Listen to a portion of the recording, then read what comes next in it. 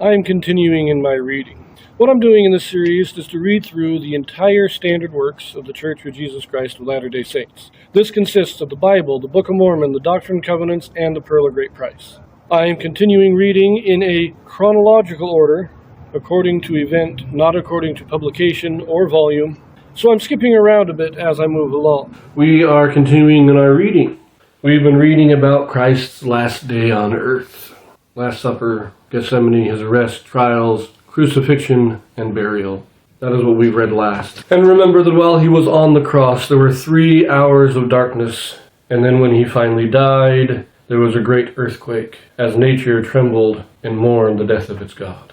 Now we're going to turn back to 3rd Nephi to see what's going on the other side of the world. What we read last year was the collapse of the Nephite government, which happened about the same time that Jesus was baptized. The fracturing into many tribes, and Nephi being carried in the Spirit from congregation to congregation, preaching the word, people trying very desperately to destroy him, and being very angry that they are unable to. But he is able to baptize many, and he starts building up a following and starts establishing churches among the various tribes. That is where we left it in 3rd Nephi. Now we pick it up in 3rd Nephi, chapter 8. Tempests, earthquakes, fires, whirlwinds, and physical upheavals attest the crucifixion of Christ. Many people are destroyed. Darkness covers the land for 3 days. Those who remain bemoan their fate.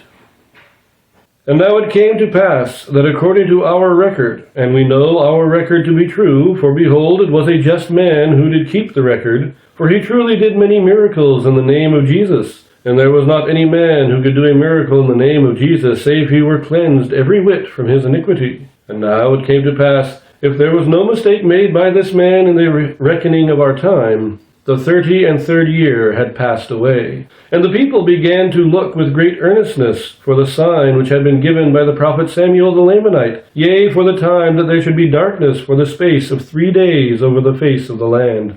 And there began to be great doubtings and disputations among the people, notwithstanding so many signs had been given. Note that the people are still looking for the signs. This is a period of great apostasy. That's why the Nephites fractured as quickly as they did with the murder of the chief judge, is because most people were not faithful.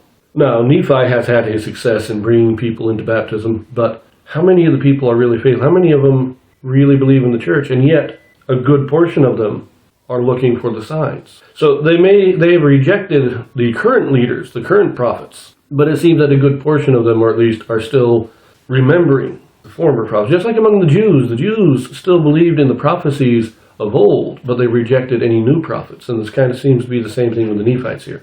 Now, I do want to mention that first verse there. We know our record is true. We know for behold, it was a just man who did keep the record.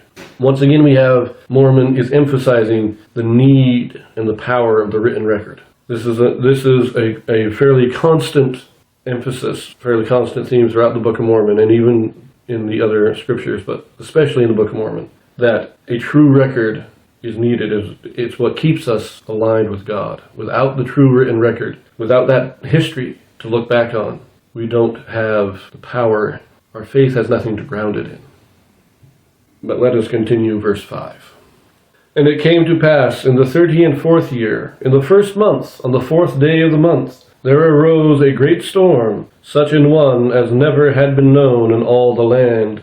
And there was also a great and terrible tempest, and there was terrible thunder, insomuch that it did shake the whole earth, as if it was about to divide asunder. And there were exceedingly sharp lightnings, such as never had been known in all the land.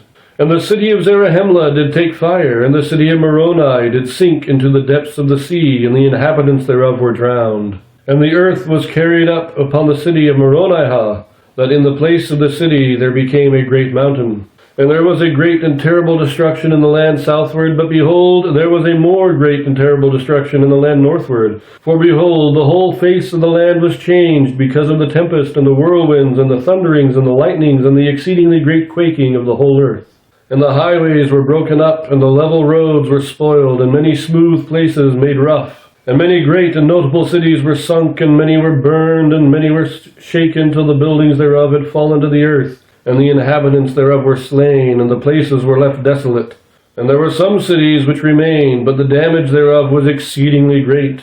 And there were many in them who were slain. And there were some who were carried away in the whirlwind, and whither they went no man knoweth, save they know that they were carried away. And thus the face of the whole earth became deformed, because of the tempests, and the thunderings, and the lightnings, and the quaking of the earth. And behold, the rocks were rent in twain, and they were broken up upon the face of the whole earth, insomuch that they were found in broken fragments, and in seams, and in cracks, upon all the face of the land. And it came to pass that when the thunderings, and lightnings, and the storm, and the tempest, and the quakings of the earth did cease, for behold, they did last for about the space of 3 hours. And it was said by some that the time was greater.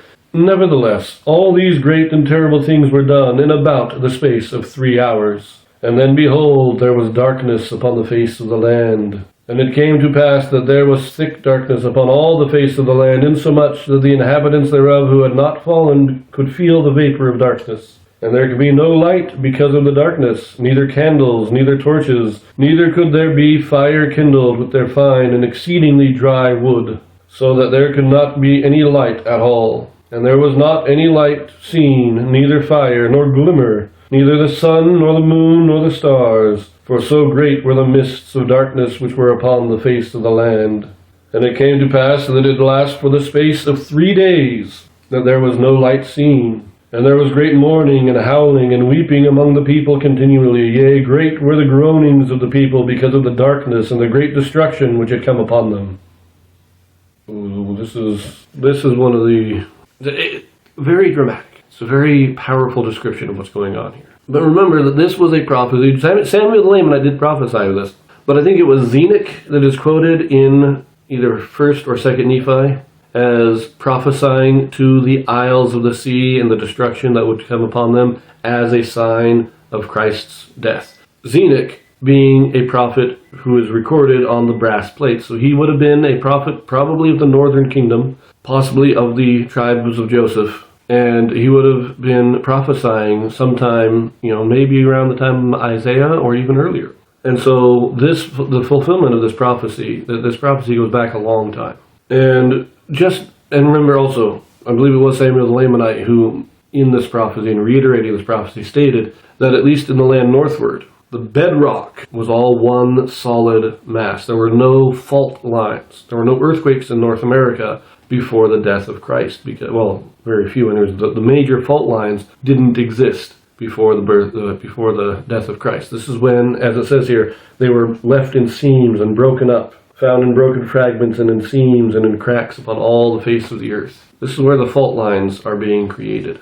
This is how violently the earth is being shaken here. Is the bedrock itself is being fractured, and we're getting these fault lines being created.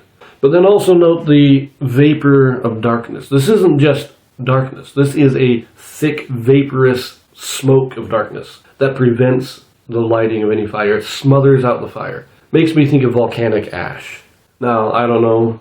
You'd have to have a number of very large volcanoes to cover the entire North and South America in a thick ash that would prevent the lighting of fire for 3 days. That's thick. Now, I don't know if it's ash, but that's just the image that comes to my mind. I actually don't think it's ash. I think that something else is going on here that I don't understand, and I don't think modern science could really explain it.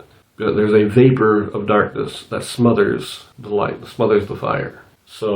But also note, one last note, that there are 3 hours in which this destruction is taking place. This corresponds to the 3 hours of darkness while Christ is on the cross. So during those 3 hours of darkness in Jerusalem, there are 3 hours of tempest and destruction in America. We are now going to finish this off, verse 24. And in one place they were heard to cry, saying, Oh, that we had repented before this great and terrible day, and then would our brethren have been spared, and they would not have been burned in that great city Zarahemla. And in another place they were heard to cry and mourn, saying, Oh, that we had repented before this great and terrible day, and had not killed and stoned the prophets and cast them out. Then would our mothers and our fair daughters and our children have been spared, and not have been buried up in that great city Moronihah. And thus were the howlings of the people great and terrible. Now I find it kind of ironic that it states that the people were looking forward to the signs of the death of Christ.